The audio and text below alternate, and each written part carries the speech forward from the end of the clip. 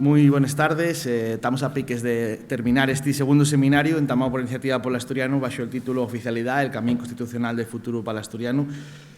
Como dicíamos cuando inauguremos este encuentro, el asturiano é un patrimonio cultural de todos e todes, de izquierdes e de dereches, que non podemos deixar morrer. La prueba de ello é el siguiente ponente que tenemos con nos e al que, desde a nosa organización, queremos darles gracias pola súa presencia. Víctor Manuel Vázquez Portomeñe é un exemplo de compromiso cola súa lingua na súa amplia etapa política, sintiéndose orgulloso como gallego, español e militante del Partido Popular.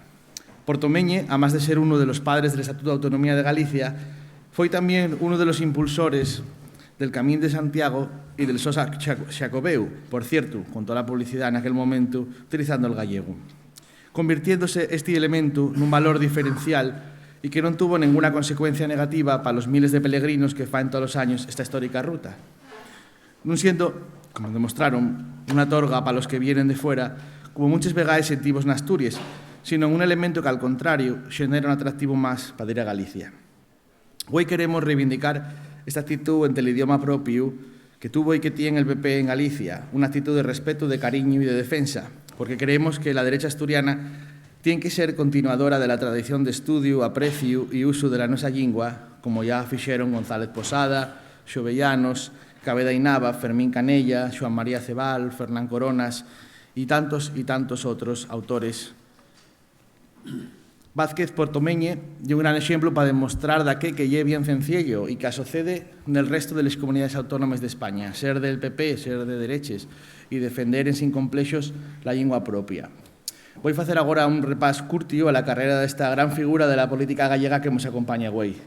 Víctor Manuel Vázquez Portomeñe foi consellero mientras el período preautonómico de Galicia, momento en el que tuvo un papel clave, siendo uno de los redactores del borrador del Estatuto de Autonomía de Galicia aprobado en 1981. Foi después diputado en el Parlamento de Galicia por Alianza Popular y después por el Partido Popular hasta el año 1997. Consellero de Educación en el gobierno de la Xunta de Galicia, presidido por Gerardo Fernández Albor entre 1983 y 1986, periodo en el que se fueron asumiendo las competencias estatales en materia de educación.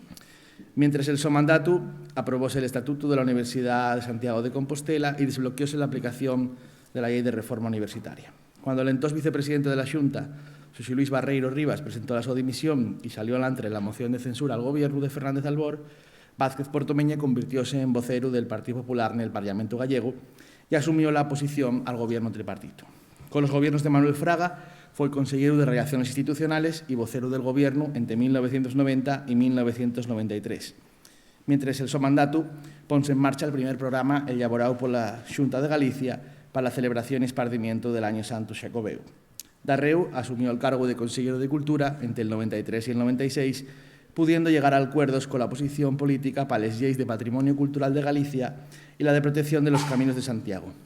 Punxo en funcionamiento el Centro Cimero Bibliográfico de Galicia e impulsó la red de infraestructuras culturales a través de la creación de casas de cultura en los concellos gallegos.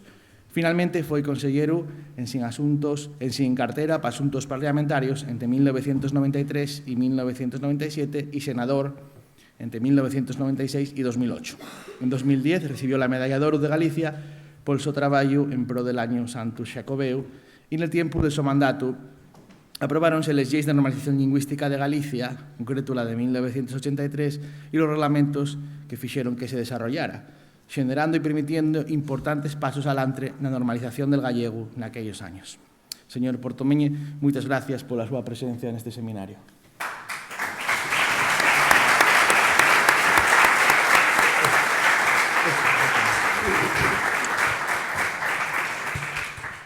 Gracias por sus amables palabras a mi presentador.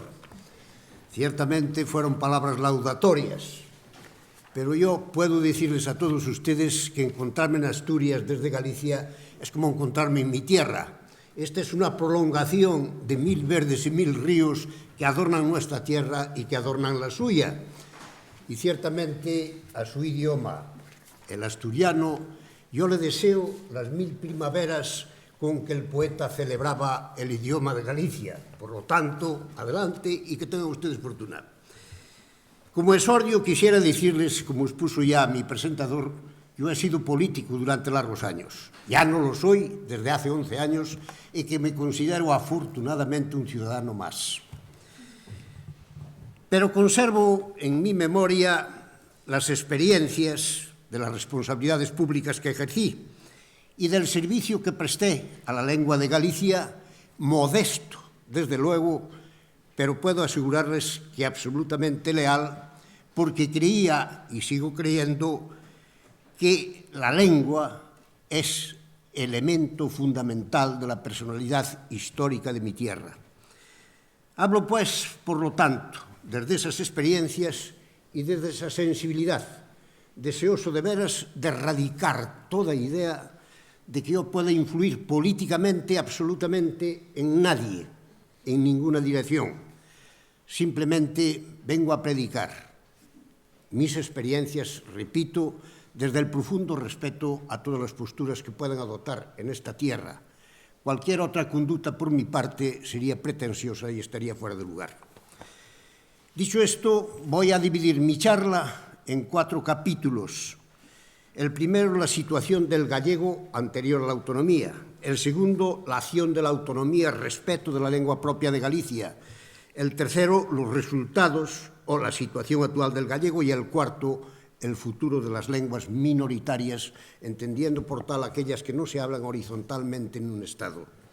En cuanto a la situación del gallego anterior a la autonomía, quiero decirles que las mujeres y hombres de la cultura gallega nunca olvidaron que el gallego, desde el siglo XII y durante los siglos XIII y XIV, fue el idioma de la poesía lírica de la península ibérica y que alcanzó prestigio consecuente de lengua literaria, no solo en Galicia y Portugal, sino también en Castilla, en Sicilia y en Occitania.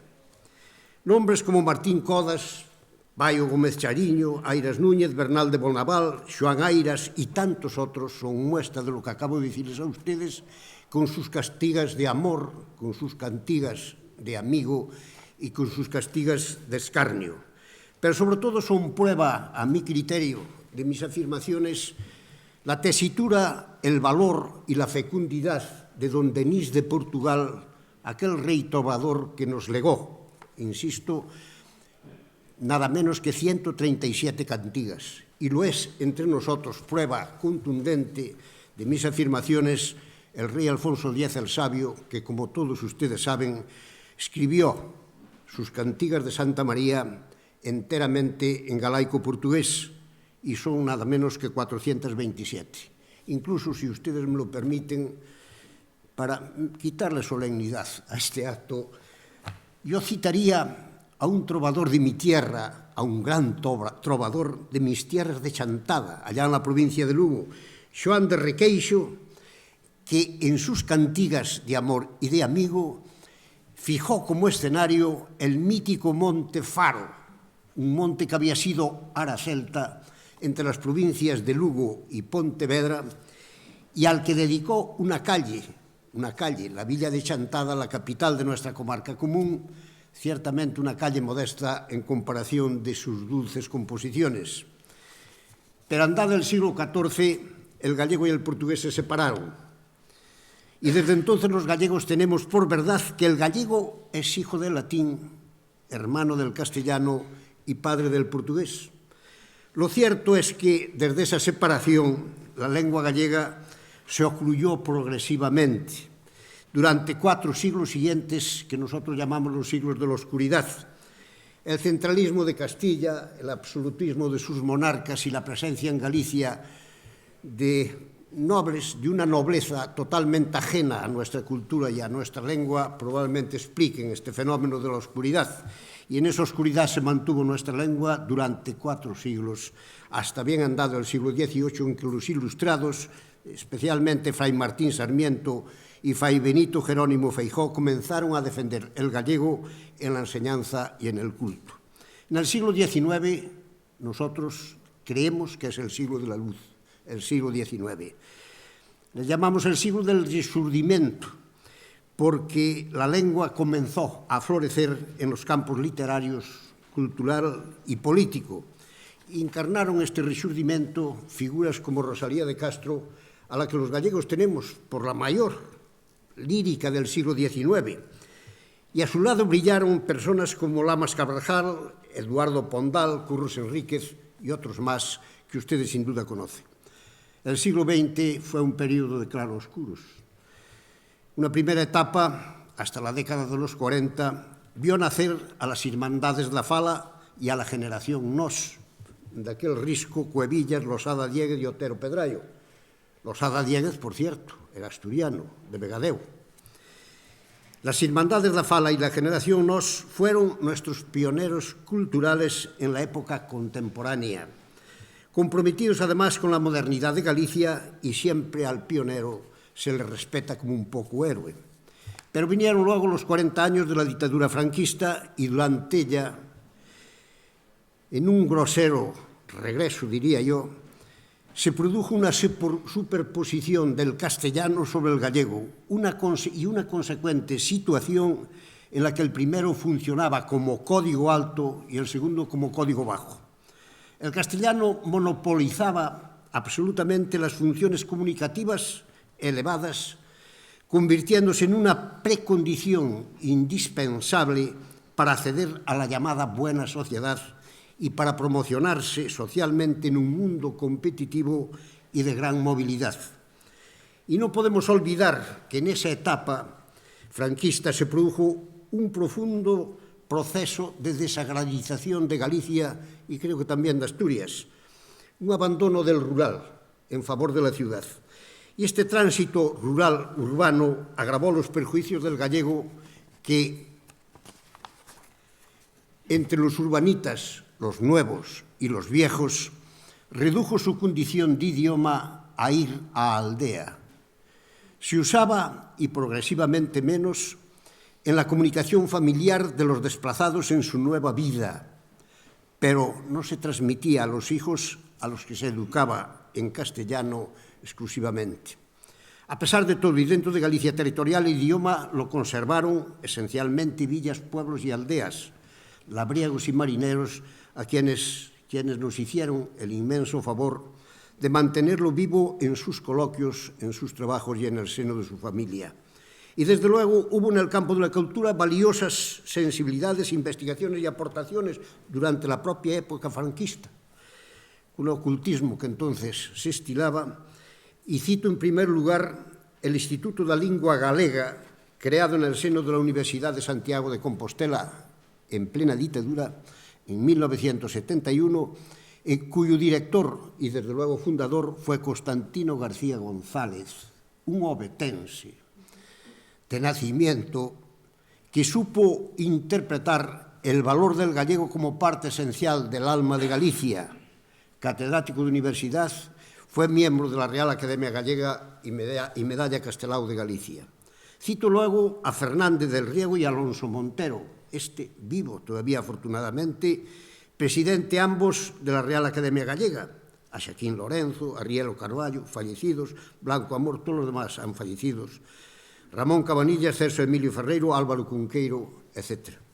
Y cito expresamente, y con un gran rendimiento de gratitud, a la emigración gallega en Buenos Aires, incluidos los exiliados, integrada en centros asociativos, el principal fue el Centro Gallego, y con sensibilidad envidiable que mantuvo viva la llama de nuestra lengua en la oralidad y en la escritura.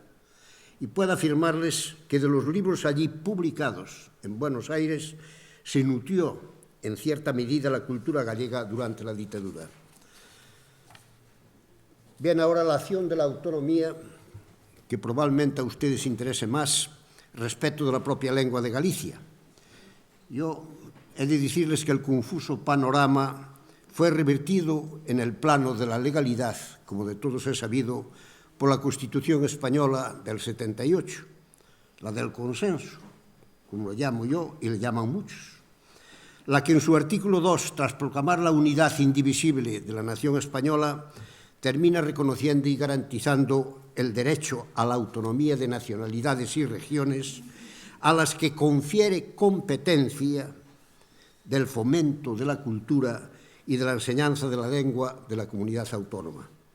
Y eleva los respectivos estatutos de autonomía a la condición de normas institucionales básicas que el Estado debe reconocer y amparar como parte de su ordenamiento jurídico.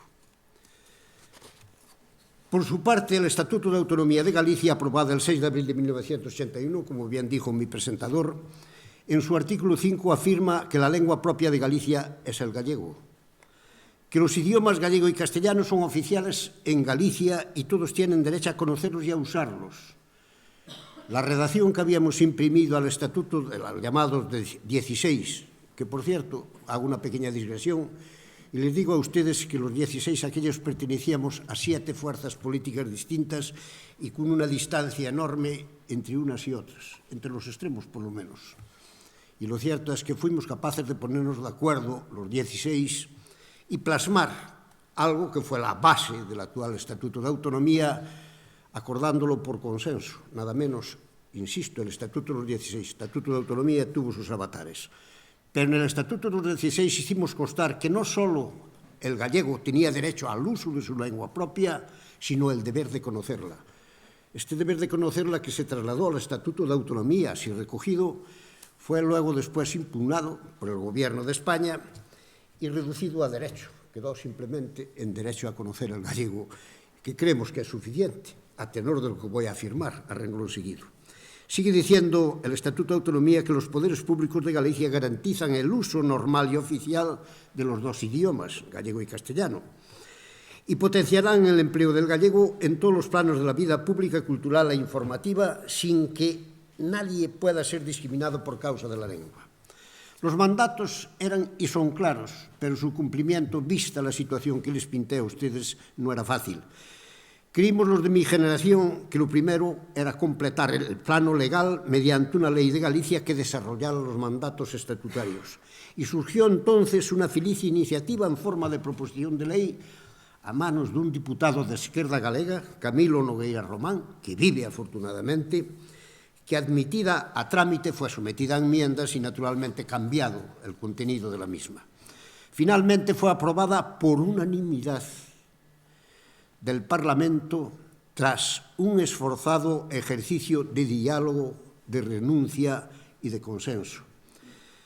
Digo de diálogo porque lo hubo e intenso, como pueden imaginar, y afirmo que de renuncias porque existieron, porque solo así, renunciando cada cual a sus posturas maximalistas, se pudo llegar al punto común de encuentro del que nació el consenso, la unanimidad. Yo era a la sazón conselleiro de Educación, como aquí bien se dijo, en el gobierno del doctor Fernández Albor, primer presidente autonómico, y como tal conselleiro tenía la responsabilidad de la política lingüística de la Xunta de Galicia y contaba al efecto en el organigrama de mi departamento con una dirección general denominada justamente Dirección General de Política Lingüística. Cierto es que a los pocos meses me sumaron también al Departamento de Cultura. Y bien, comprendo que el sustantivo unanimidad suena un poco extraño en la abrupta política de hoy, pero había dos factores que explican cumplidamente la posición común de aquel Parlamento que supo anteponer los intereses generales de Galicia a los particulares de cada grupo parlamentario. Uno, que todavía pervivía el espíritu de la transición, cuya esencia era justamente la que relaté, el diálogo, la renuncia y el consenso.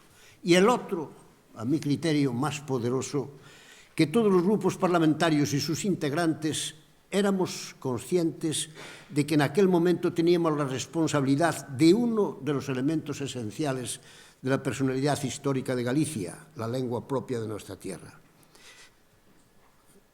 Así nos lo habían enseñado la pléyade de hombres y mujeres que en parte, ya he citado, habían pugnado por el gallego y por su prestigio. Y nos lo hacían enseñado esencialmente dos hombres, a quienes generalizadamente teníamos por iconos de la lengua gallega, Castelao y Ramón Piñeiro. Castelao afirmaba que un idioma no nace de la voluntad genial dun grupo de hombres, nace de la predisposición psicológica de un pueblo que crea una cultura y su correspondiente manera de expresión, porque el idioma es el cuerpo sensible de la cultura, y todo atentado a la lengua peculiar de un pueblo representa un atentado a su cultura. Por su parte, Ramón Piñeiro, una de las grandes figuras históricas del galleguismo del siglo XX, que siempre quiso alejar el idioma de cualquier militancia partidista concreta, puesto que lo entendía patrimonio de todos, como lo entendemos en general los gallegos, afirmaba que la lengua es el mayor y más genial creación colectiva de los gallegos, y sostenía que el gallego nos une con el pasado del pueblo porque así lo recibimos, de él lo recibimos, y nos vinculará con el futuro porque a nuestros descendientes habremos de transmitírselo como legado irrenunciable. Ramón Piñeiro, medalla Castelao de Galicia, primer presidente del Consello de Cultura Galega, elegido por unanimidad y, por cierto, yo que tuve que tutelar, en virtud de mis responsabilidades, las responsabilidades que entonces ejercía la Constitución del Consello de Cultura Galega, bien poco trabajo me costó lograr esa unanimidad. Bastó con anunciar que él optaba a la presidencia para que todos unánimemente, con aquiescencia general, dijeran amén. Pues bien, tuve el honor de recibir de la Xunta pues, la nominación de un centro de investigación de humanidades que lleva su nombre, pero a su bien intervino activamente en la redacción, en la confección de la Ley de Normalización Lingüística como diputado que era. Y en ella dejó su impronta, y lo dejó su impronta con la aquiescencia general, vuelvo a repetir. Su preámbulo sienta afirmaciones tales como que el centralismo había comportado para Galicia consecuencias negativas, impedir la creación de instituciones propias e impedir el pleno desenvolvimiento de nuestra cultura. Que la Constitución de 1978 hizo posible la plena recuperación de nuestra personalidad colectiva y su potencialidad creadora. Que uno de los factores fundamentales de esa recuperación es la lengua, núcleo vital de nuestra identidad y la mayor creación colectiva y verdadera fuerza espiritual que da unidad interna a Galicia. Que la ley garantiza la igualdad del gallego y del castellano como lenguas oficiales de Galicia y asegura la normalización del gallego como lengua propia de nuestro pueblo. Y el articulado, en mi criterio claro y hasta contundente,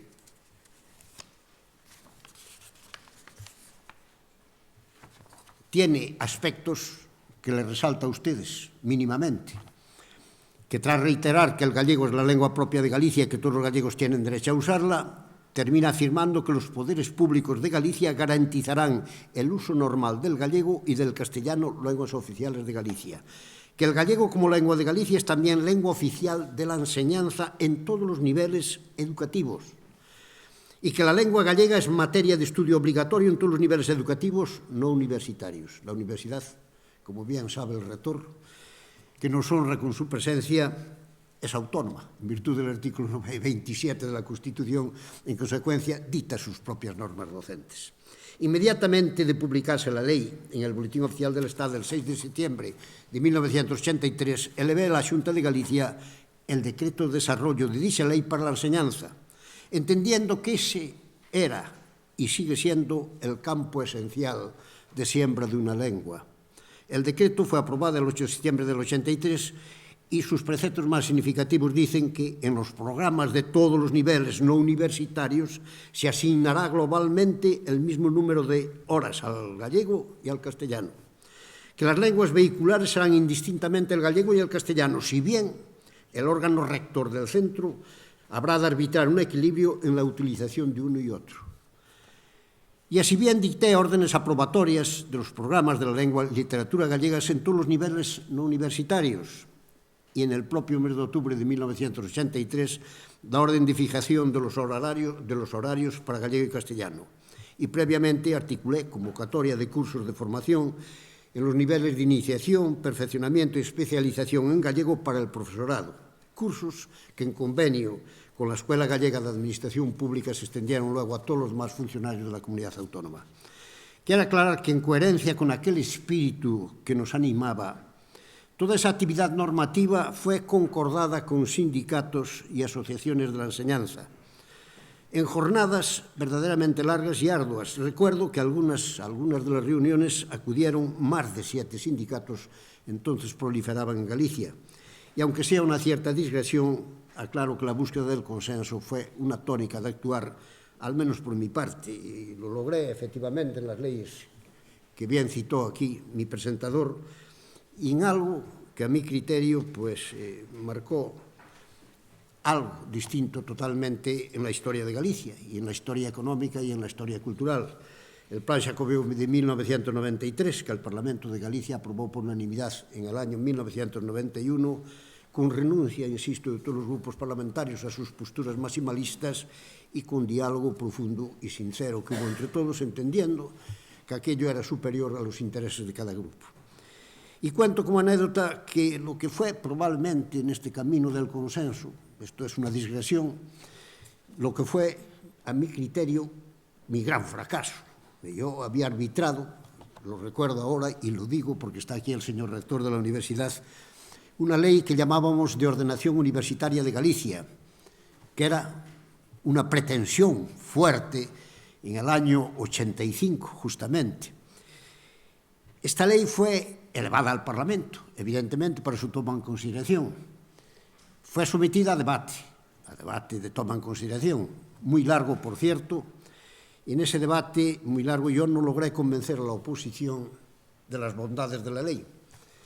Ni logré convencerla en ese debate, ni en las conversaciones anteriores que con ella había mantenido, ni logré convencer tampoco en las conversaciones anteriores a la propia universidad, que es la más interesada. Lo cierto es que, sometida a votación, se tomó en consideración con un voto de diferencia. E inmediatamente subí a la tribuna del Parlamento y la retiré.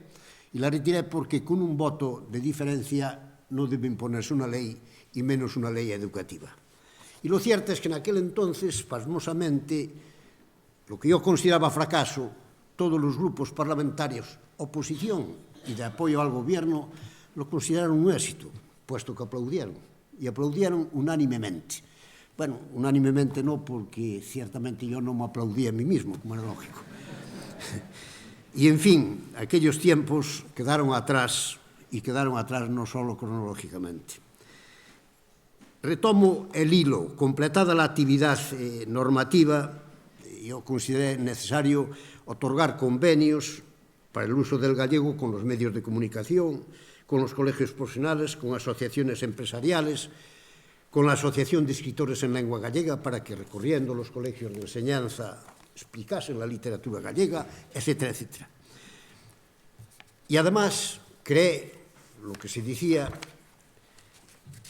un servicio de inspección de la lengua gallega destinado no tanto a perseguir y a sancionar, sino más bien a colaborar con el profesorado, asesorándole, así como a los demás funcionarios.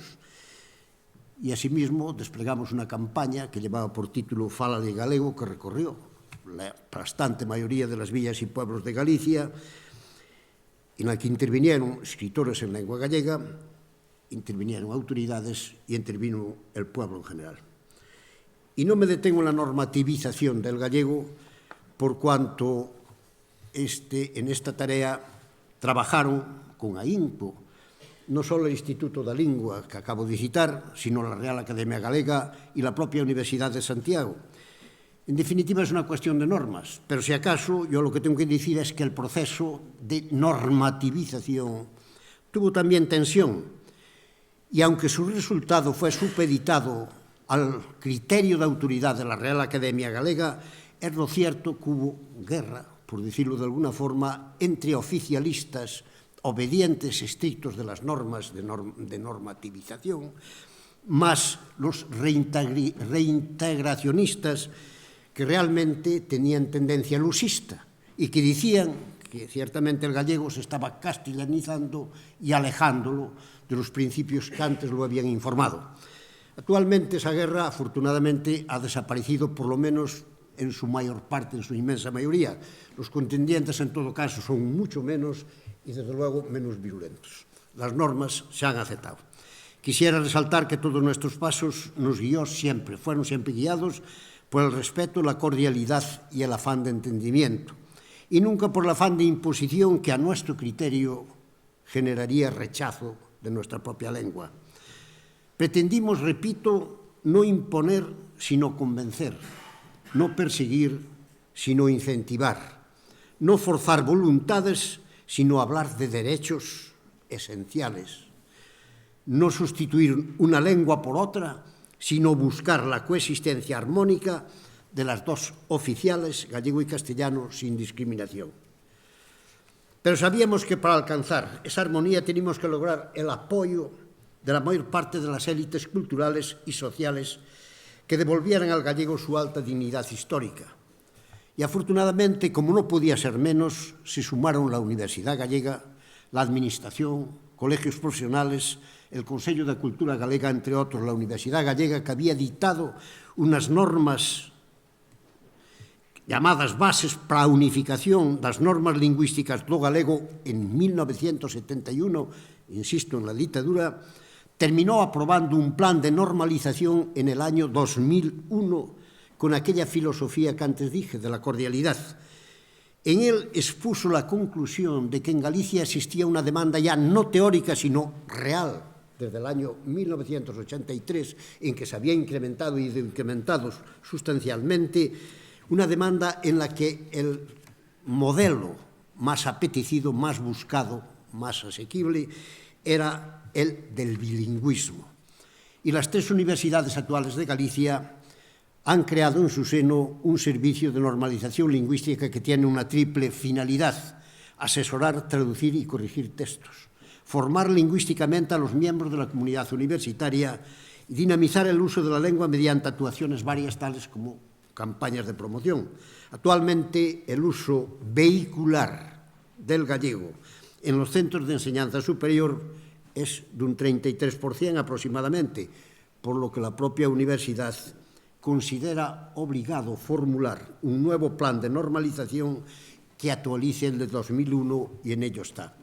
Y la colaboración del Consello de Cultura Galega, al que antes me referí, supuso el concurso de una institución que ha reunido y reúne figuras señeras de la cultura de Galicia. Fue creada por el propio Estatuto de Autonomía y desde su constitución, a la que también aludí, tuvo como gran preocupación la normalización lingüística y a tal efecto celebró múltiples jornadas en las que se reveló como un gran embajador de la lengua en campos como la medicina, la abogacía, la judicatura, los medios de comunicación, el comercio, etc. Y en cuanto a la administración local viene obligada de por ley a redactar en gallego las actas, órdenes del día, mociones, votos particulares, propuestas de acuerdo, dictámenes de comisiones, y todo esto se cumple al pie de la letra.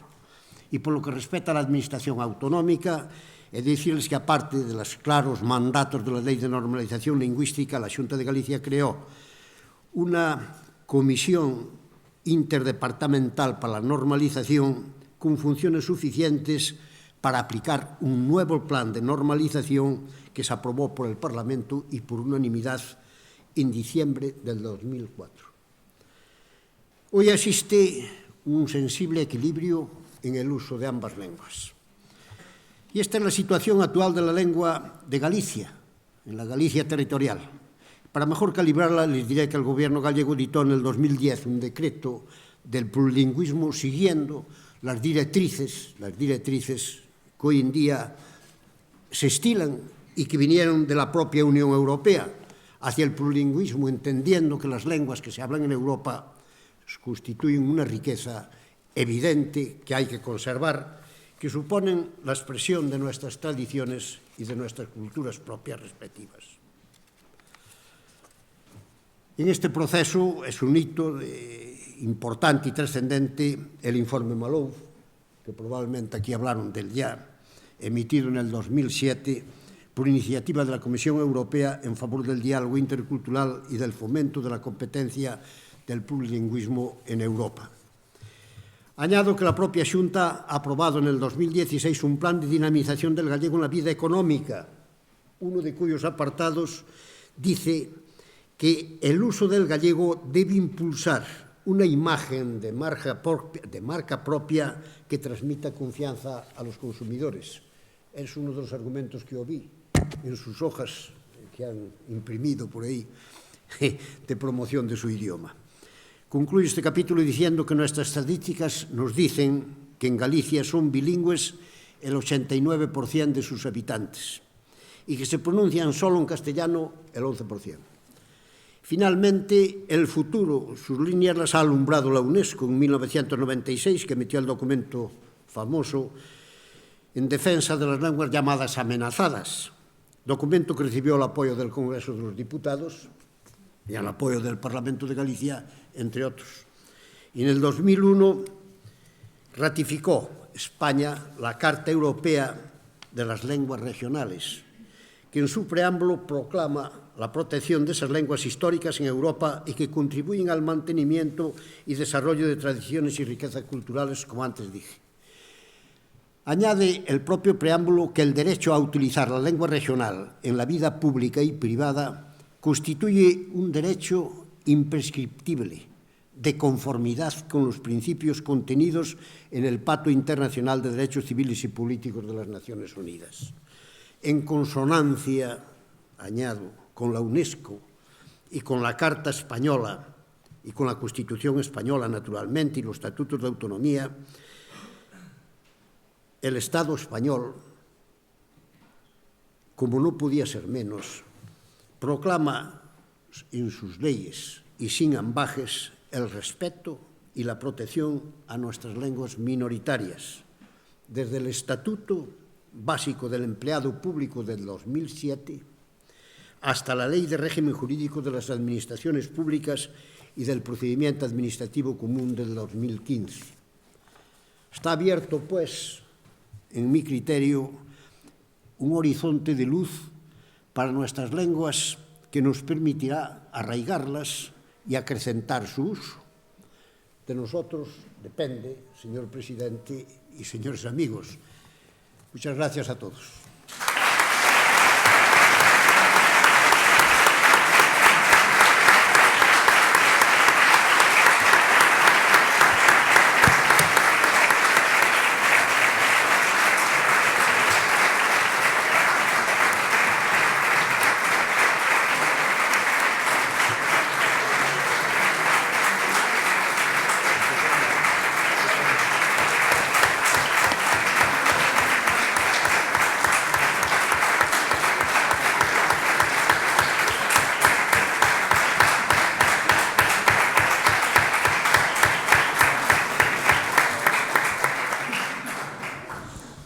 Tenemos tiempo para algunas preguntas. Señor Portomeño, yo quería preguntar, y precisamente, porque aquí en Asturias dícennos que la oficialidad va a suponer imposiciones, va a traer muchísimos problemas para la economía. Y usted viene falándonos de que en Galicia, pues que se faen planes, no es que se piensa que el gallego pues lleva un elemento que dinamiza la economía, que crea marca. ¿Qué diría a las personas que en Asturias piensen que el asturiano y que la oficialidad puede ser una amenaza en lugar de una oportunidad? Pero yo no entro ni salgo en el pensamiento de cada cual, digo el mío. Y tal. Vamos a ver, todo gobernante tiene que priorizar en qué invierte. Los fondos, la economía de todo gobierno es una economía limitada. Y de toda institución es una economía limitada, y lo sabe el rector de la universidad, probablemente a sangre y fuego, cuántas cosas le gustaría hacer, que no puede hacer porque la economía se lo impide, lo cual exige que hay que priorizar. Y claro, a la hora de priorizar, cada uno tiene su criterio. Por ejemplo, mi criterio es que lo prioritario de un país es la cultura, la formación de las personas es su propia lengua, que es su propia identidad. Eso es prioritario. Y luego vienen las demás cosas. Por lo tanto, eso para mí no significa un gasto, es una inversión, punto A. Y en segundo lugar, hombre, he de decir también en descargo de Galicia que cuando llegaron las valoraciones definitivas de las competencias que habíamos negociado con la Administración Central, pues estas valoraciones definitivas que yo tuve que hacer en educación y en cultura comprendieron también una partida específica destinada a la normalización de nuestra lengua, porque lo exigía el Estatuto. Ustedes tienen un estatuto que probablemente a lo mejor tienen que reformar, no digo que no, y cuando lo reformen, pues también su estatuto tendrá el derecho a exigir desde su estatuto pues una financiación específica para esta finalidad. Pero en todo caso, aunque la financiación sea la común que tiene Asturias o la común que tiene Galicia o la común que tiene Cataluña o Vascongadas o Valencia, es evidente que eso es un gasto, no es gasto, es una inversión y que a eso hay que atender en mi criterio.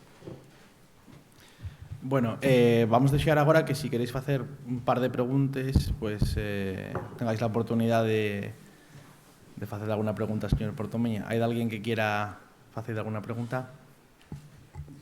Rector. Bueno, no sé si una pregunta o simplemente una manifestación. Agradecer a la presencia y la charla de nuestro invitado, porque encontrar personas como él expliquen que se puede llegar a consenso. Porque para llegar a un consenso tienes que tener las cosas muy claras. Y por lo que escuchamos, Víctor Manuel tiene las cosas muy claras y creo que es el camino que tenemos que encontrar en Asturias y el camino que nos hace falta.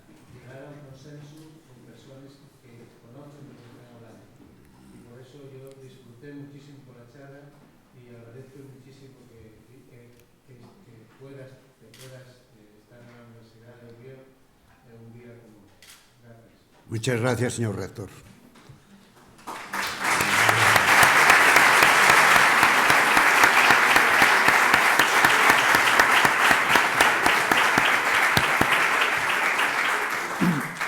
El presidente de la Academia también quería hacer una pregunta. Bien, yo como asistente y como presidente de la Academia de la Lengua, a mí llevo un honor poder asistir a esta conferencia y poder, digamos, seguir una argumentación tan lúcida y tan lucida como la que acabo de escuchar. Quiero felicitar también a Iniciativa por Asturiano porque me parece que lleva una organización cívica asturiana que está trabajando muy inteligentemente por justamente generar esos cauces de consenso que tan necesarios son en Asturias y estos xornais, este seminario y una perdona a muestra de las cosas que constructivamente se pueden hacer en Asturias en demanda de la lengua y la cultura. Presentósenos digamos, una evolución histórica muy bien contextualizada, todo el desarrollo legislativo, los logros. Yo creo que igual faltaba que tuviéramos una percepción de cómo admite Galicia el desarrollo de la política lingüística, qué opiniones tiene la población de Galicia, si hay resistencias, qué autor, qué nivel tienen esas resistencias, o si malas compras, como pensamos aquí, la política lingüística y cultural y es mayoritariamente admitida en Galicia. Eso sería, pues, la mía entruga. Pues ciertamente es admitida en Galicia. No sé si es admitida en Galicia generalizadamente. Lo demuestra el hecho de que el 89% de sus habitantes son bilingües. Pero hubo dificultades que vencer. Evidentemente que hubo dificultades y enormes dificultades que vencer. De un lado, las de ciertos grupos políticos, que naturalmente yo jamás le pongo nunca nombre a los grupos políticos, que cada uno tiene sus ideas, allá él, pero ciertos grupos políticos que quisieran adueñarse en exclusiva de la bandera del gallego. Y otros grupos políticos que fuimos la generalidad, que nos unimos para arrebatarle la bandera del gallego y dársela al pueblo de Galicia porque era bandera de todos, no podía ser de un grupo político. Eso sería matar la lengua gallega. Bien, como sería matar cualquier lengua a mi criterio. En segundo lugar, hubo resistencia después por parte de los castellano hablantes.